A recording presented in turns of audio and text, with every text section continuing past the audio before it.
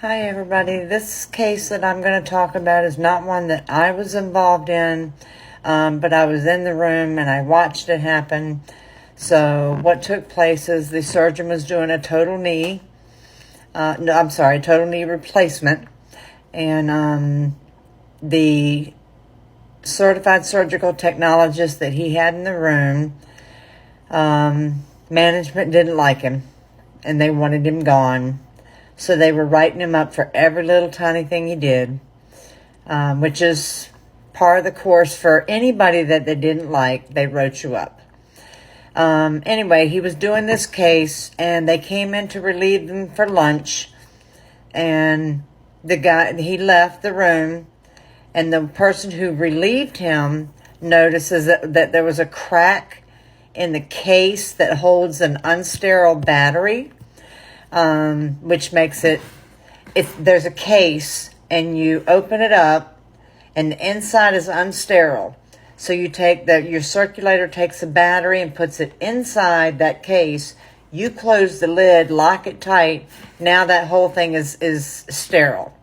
But the tech that relieved him for lunch noticed that there was a crack in the battery case, which means the whole case was contaminated. He came back they passed that off the field, got a new one, continued on with the case, which is about all that they can do. They have to continue. The nurse makes a note in the chart that the case was contaminated, and that tech came back from lunch and finished his case. And when it was over, he was called into management's office and then written up, and then he was called into administration office and was terminated. There's no telling when that crack in that battery case happened. It could have been there for the entire case.